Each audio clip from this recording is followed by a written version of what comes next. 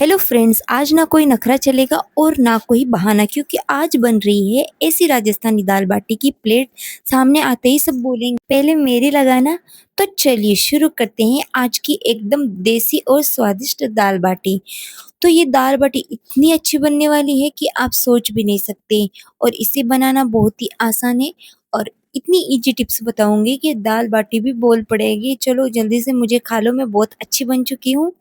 तो फ्रेंड्स, देर नहीं करनी है, फटाफट से बनानी है, वीडियो को बोरिंग नहीं करना है बिल्कुल भी। और देसी घी में बनाएंगे हम बहुत ही टेस्टी दाल बाटी।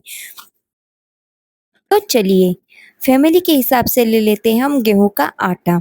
उसके बाद इसके अंदर हम ऐड करेंगे 1 चम्मच अजवाइन, और 1 चम्मच डालेंगे इसके अंदर नमक।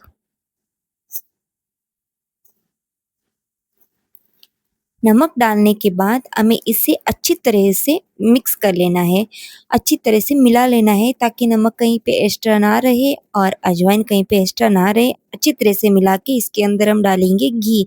घी थोड़ा सा एक्स्ट्रा डालेंगे, क्योंकि जितना हम घी थोड़ा एक्स्ट्रा डालेंगे मोइन के लिए, तो ये अंदर से बहुत ज़्यादा सॉफ्ट होगी। इसलिए मैं थोड़ा सा घी एक्स्ट्रा ले रही हूँ, और घी एक्स्ट्रा लेने से हमारी बाटी अंदर से बहुत सॉफ्ट बनती है। ठीक है, उसके बाद हमें देख लेना है कि मोइन के लिए सही था या नहीं, कम तो नहीं था। ऐसे मुट्ठी में बंद करके देखना है, जैसे ही हमारी मुट्ठी में ऐसे आटा चिपक के ऐसे आ जाता है तो समझ लेना कि हमारा मोइन एकदम से रेडी है। अगर ऐसा ना हो तो थोड़ा सा घी एक्स्ट्रा डाल लेना। उसके बाद हमें क्या करना है, थोड़ा थोड़ा पानी डाल के हमें इसका आटा लगाना है।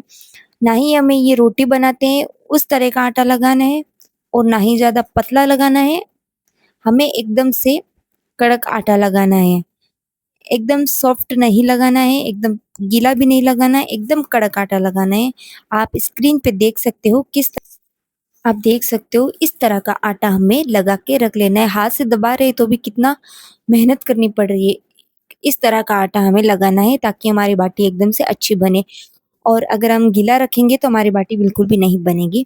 उसके बाद हमें छोटी सी लोई लेनी है, और जो मैं स्क्रीन पे दिखा रही हूँ ऐसे हमें बाटी बिल्कुल भी नहीं बनानी है, क्योंकि जब हम ऐसे बनाएँगे तो ये बिल्कुल भी अच्छी नहीं बनेगी।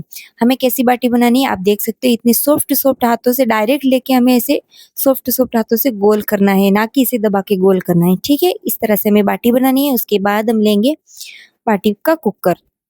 अगर आपके पास ओवन है तो आप उसके अंदर पका सकते हो, और नहीं तो बाटी का कुकर है उसके ऊपर पकाएँगे हम। तो चलो फटाफट से हमारी बाटी रेडी है। अब हम कुकर के ऊपर लगा देते हैं, अच्छी तरह से रख देते हैं इसको ऊपर। उसके बाद ढक्कन लगा के हमें 10 या 15 मिनट से अच्छी तरह से देख-देख के पकानी है। पलटते रहना है, ध्यान रखना है। उसके बाद हमें बाटी पकानी है, और हम देख सकते हो। तो ये रही हमारी देसी घी की एकदम सॉफ्ट वाली बाटी बन के तैयार। तो फ्रेंड्स, कितनी ईज़ी थी ना बनानी। अब इसे देख के किसका मन नहीं करेगा कि बाटी नहीं खानी है? किसी का मन करता है बाटी नहीं खानी है, वो भी आज इस प्लेट को देख के बोलेगा कि मुझे भी खानी है, 1 प्लेट मेरी भी लगा दो। तो इस तरह से बनाओ खाना कि घरवाले भी बोल पड़े कि हमें और चाहिए। अब इसी देसी अंदाज में हम बनाएँगे दाल।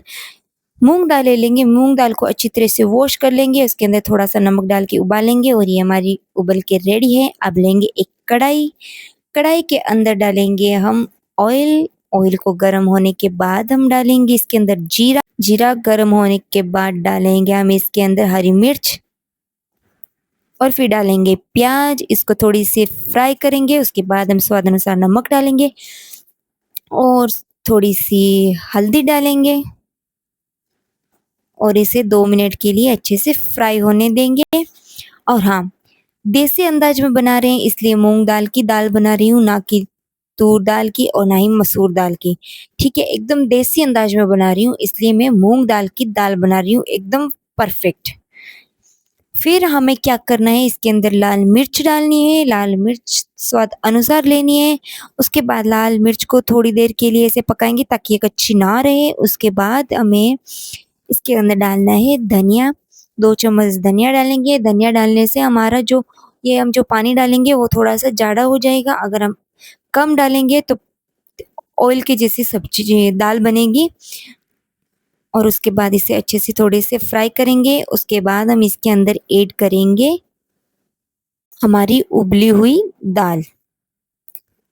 दाल को इसके अंदर ऐड करने के बाद इसे अच्छे से मिला लेंगे ताकि मसाला इसके अंदर अच्छे से चला जाए। देसी खाना खाना है तो देसी अंदाज में चलना पड़ेगा और देसी अंदाज की तरह ही फॉलो करना पड़ेगा, वैसे ही बनाना पड़ेगा तो ही हमारा देसी खाना बन के रेडी होगा। अब देसी दाल बाटी है तो देसी ही दाल होनी चाहिए। ये तूर दाल, मसूर दाल ये तो देसी में नहीं आएगी, मूँग दाल तो प्योर देसी में आएगी, इसलिए देसी दाल बना रहे हैं तो भाई इसका खाने का टेस्ट ही अलग होगा।